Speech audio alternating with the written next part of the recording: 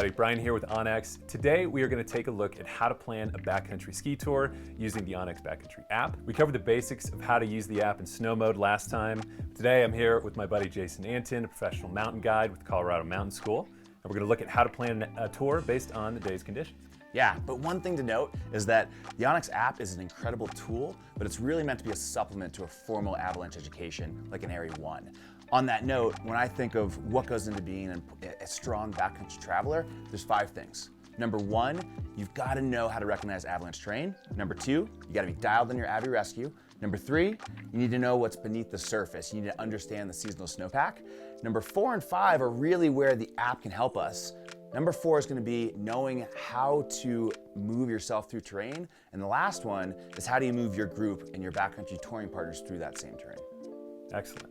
So today we're going to look at planning a tour on Berthoud Pass, which is in the Front Range. So the first thing we're going to want to do is check the Avalanche Forecast. And step number 1 here is you're going to see a large shaded yellow area. If you click on that, it's going to bring up a card and you can actually quickly see what the danger rating is for the zone that you're going to ski in. So Front Range zone is where we're looking. Today, the danger rating is moderate. What you can then do is click the link and it's going to take you to the CAIC website or whatever your local avalanche center is, and that's going to give you some more information. And the neat thing about that is that the onX app really puts everything almost in one place. If I go to my desktop, I have all these tabs open, and it's really nice to be able to centralize my work and make my research really easy before I go out for a day of touring. So now that we've identified the fact that we need to know the avalanche forecast, Brian just told me it's moderate today, but what does that mean? So when Brian pulls up the Avy bulletin for the Front Range zone in Colorado here, I'm looking at 3 major things. Number 1 is gonna be the danger scale, number 2 is gonna be our problems, and number 3 is gonna be the summary. But I'll get to that. So let's start with number 1. Overall danger scale rating, I see here it's level 2, which means moderate at all elevation bands. Those elevation bands are gonna be below tree line, near tree line, and then of course, above tree line. So we know it's moderate. The next thing, I wanna know what those avalanche problems are. And they list them in order of priority. And right here I see that we're dealing with a loose dry problem. And that loose dry problem is gonna be found on aspects starting from the west, all the way up and over to north, and all the way back to east, below tree line, and then of course near tree line but not above. The next one is going to be the persistent slab problem, which is a regular that we've grown to know all too well here in Colorado. But that's that lower layer of weak facets found lower in the snowpack typically, and that's the big problem because if we wake that one up, that's what creates those big, dangerous, destructive slab avalanches. And today I'm looking at the forecast and I can see that the persistent slab problem is found above tree line and near tree line from the north all the way down to the southeast. And then more importantly, you do want to know what's the likelihood of this happening, and then of course, if you do wake the dragon, how big is it going to go? So for the persistent slab, it is possible today, and if you do trigger that sort of an avalanche, it's going to go small to large, which could be a big issue. So I've covered 2 of the important things that you want to look at every single day. The third one is the summary. The summary is important because most of us don't have the luxury of being out in the backcountry every single day and really know what's going on underneath the snow, underneath our feet, but the professionals do. So the forecasters at those avalanche information centers are gonna write us a summary, and we need to pay attention to this. So reading today's summary, I see 2 major things. I see number 1, to avoid those loose dry issues, we need to stay to lower angle terrain, and that means about 30 degrees. The second problem is going to be the persistent slab, and it's much easier to wake the beast in those shallow variable snowpacks. So we need to be very mindful when that snowpack gets really shallow or up against rocky outcroppings today. So I just learned a lot. I paid attention to 3 major things, and now I can take that information and go on to the next step.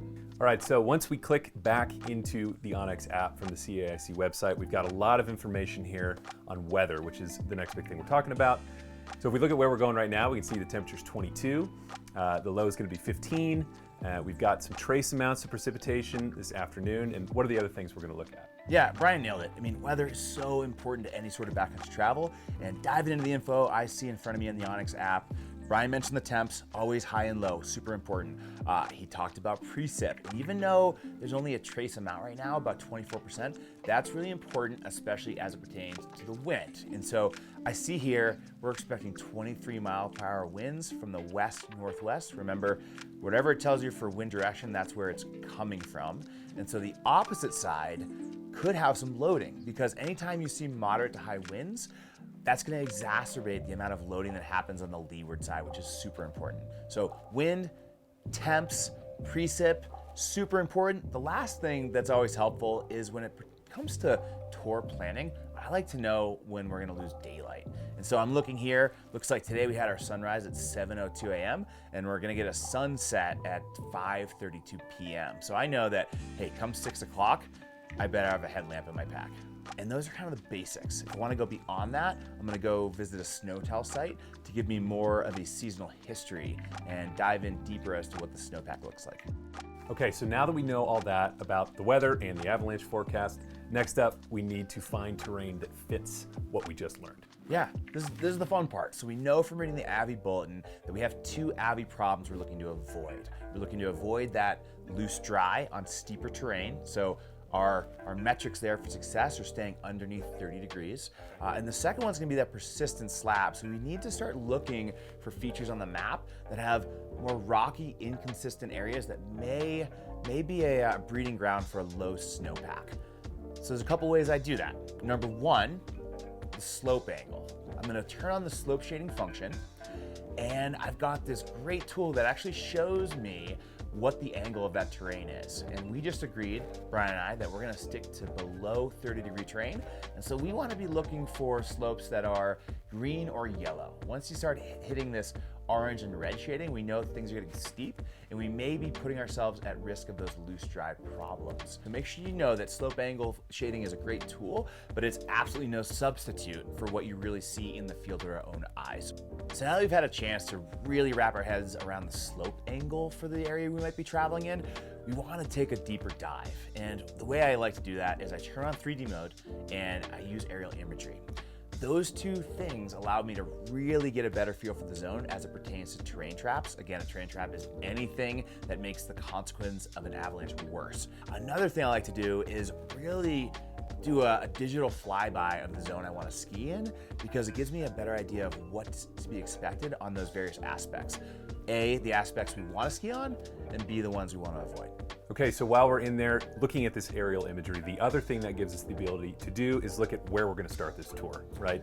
And that's super important. I would say one of the number 1 questions I get from my Area 1 students is, where do I go? How do I get started? And I usually point them in the direction of, hey, now you know how to identify avalanche terrain, but there's an easier way to go about that, and that's from learning from those who have been there before. And so a great thing we can do on the onX platform is A, we can look for trailheads. Where do we park the car? How are we gonna actually get the day started? The other one is guidebook information. Not that there are always safe places to go, you need to do the research on your own, but they give us a great idea of how to start. And so Beacon Guidebooks has actually given us fantastic ski routes that I can see here on my desktop with the ski route overlay. So those are 2 things that are gonna help Brian and I get started. So we found our place to park. We're gonna start there, and I'm actually gonna use a mapping function here, which allows me to define exactly how much distance and how much elevation gain Brian and I are gonna cover on our up track. And what I'm doing here is I'm actually gonna snap dots along the line that what I see using slope shading is gonna allow us to stay out of avalanche terrain.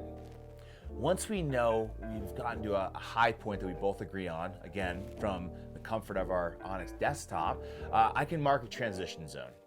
And from there, that exact transition zone gives Brian and I kind of 3 obvious slopes to ski, but then we gotta decide if they're safe enough. So looking at the map here, I can use that same tool and find a path, a down track, that actually avoids some of that steeper terrain. And it also allowed me to know how far that actual ski run is. All right, and so once we're done creating that route, we can go ahead and name it and save it. Then we've got our route profile on there. We can see the elevation profile. We can see how hard and how steep this is going to be on the uphill. And we can also look at some of the other hazards that we might encounter along the way. Yeah, and the hazards are really what Brian and I need to be on the lookout for nonstop. And I found that when I'm doing my research, actually highlighting things and making note of them on the map really forces me to have that conversation when we get into the field, which is crucial to making good decisions in the backcountry. So you can easily share all this information with your ski partners in the My Content section of the app. You can share waypoints, folders that you've created, areas you've highlighted, tracks and routes. Makes it super simple so that we're all on the same page. All right, so the next thing, and this is a really important one, is we're gonna wanna download our offline maps. So what I like to do is, especially if I'm not traveling over a really large distance, I wanna get my resolution as high as I can possibly get it, because that allows for the most precise route finding. All right, so we're looking at our zone that we're gonna ski on our phones. We're gonna hit new map within the offline map section. We're gonna go ahead and hit 5 miles wide, which is the highest resolution like Jason was talking about. Click save, and then make sure that you leave the app open while you're downloading that, so it's all gonna be on your phone. Okay, so there's a look at how to plan a backcountry ski tour based on the current conditions in your local area. There's so many great things that go into planning. I love the planning process, but remember, it's no substitute for getting formalized training and actually building experience in real time in the backcountry. This is all part of the forecasting plan, but there's no substitute for what your eyes and ears and your partners see out there in the backcountry. So don't forget that. That's right. And in our next videos, we're gonna cover how to plan a tour based on an objective that you wanna ski down the road. And then we're also gonna show you how to use the app once you're out in the snow, which is the fun part. See you out there.